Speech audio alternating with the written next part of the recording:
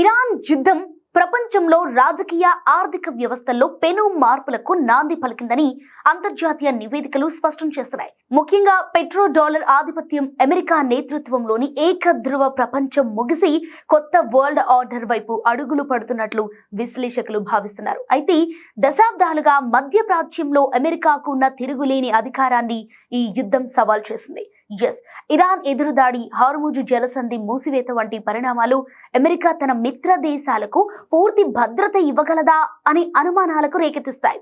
మరోవైపు China, Russia వంటి దేశాల ప్రభావం పెరుగుతూ ప్రపంచం బహుళ ధ్రువ వ్యవస్థగా మారుతోంది. ముఖ్యంగా చైనా తన పెట్రో యువాన్ ద్వారా ఈ సంక్షోభాన్ని తన వైపు తిప్పుకోవడానికి ప్రయత్నిస్తోంది. కాబట్టి మధ్యప్రాచ్యంలో భద్రత కోసం ఇకపై అమెరికాపైనే కాకుండా ఇతర దేశాలపై కూడా ఆధారపడాల్సిన పరిస్థితి ఏర్పడిందని యూరప్, ఏసియా దేశాలు భావిస్తున్నాయి. ఇక అమెరికా ఆర్థిక వ్యవస్థకు ఆయువు పట్టు వంటి డీడాలరైజేషన్ ప్రక్రియను ఈ యుద్ధం వేగవంతం చేసింది. ఆయిల్ ట్రేడ్ లో డాలర్ మాత్రమే కాకుండా యువాన్, యూరో, రూపీ వంటి ఇతర కరెన్సీల వాడకం పెరిగింది.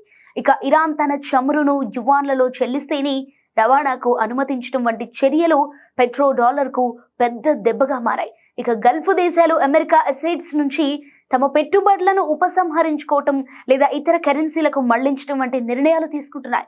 సో ఇక చరిత్రలో తొలిసారిగా అనేక దేశాల సెంట్రల్ బ్యాంకులు అమెరికా బాండ్ల కంటే బంగారాన్ని ఎక్కువగా నిల్వ చేస్తున్నాయి. ఇది డాలర్ పై ఉన్న నమ్మకం తగ్గుతోందనటానికి సంకేతమని చెప్పాలి. పశ్చిమాసియా సంక్షోభాన్ని, పెట్రో డాలర్ పతనానికి అండ్ పెట్రో యువాన్ ప్రారంభానికి ఒక కీలకమైన మలుపుగా డ్యూయిష్ బ్యాంక్ విశ్లేషకులు అయితే అభివర్ణిస్తున్నారు.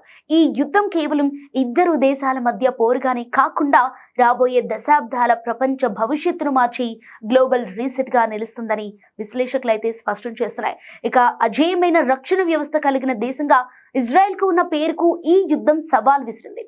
ఇరాన్ నేరుగా జరిపిన డ్రోన్, క్షిపణి దాడులు ఇజ్రాయెల్ డిఫెన్స్ షీల్డ్ పై ఒత్తిడి పెంచాయి. ఇది ఇజ్రాయెల్ భద్రత పూర్తిగా అమెరికా సహకారంపై ఆధారపడి ఉందనే విషయాన్ని స్పష్టం చేసింది. ఒకప్పుడు పశ్చిమాసియాలో అమెరికా మాటే శాసనంగా ఉండేది. కానీ ఇప్పుడు ఇరాన్ వంటి దేశాలు అమెరికా హెచ్చరికలను లెక్క చేయకుండా ముందడుగు వేస్తున్నాయి. ఇది ప్రపంచవ్యాప్తంగా అమెరికా సూపర్ పవర్ ఇమేజ్ ను ప్రభావితం చేస్తోంది.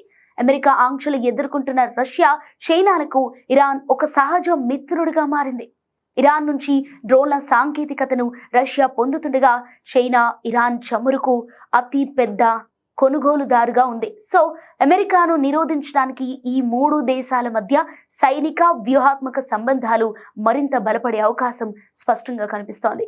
ఇక ఈ పరిణామాలు ప్రపంచంలో ఇకపై ఒకే దేశం అదుపులో ఉండదని, రష్యా, చైనా కూటమి ఒక ప్రత్యామ్నాయ శక్తిగా ఎదుగుతోందని సూచిస్తున్నాయి.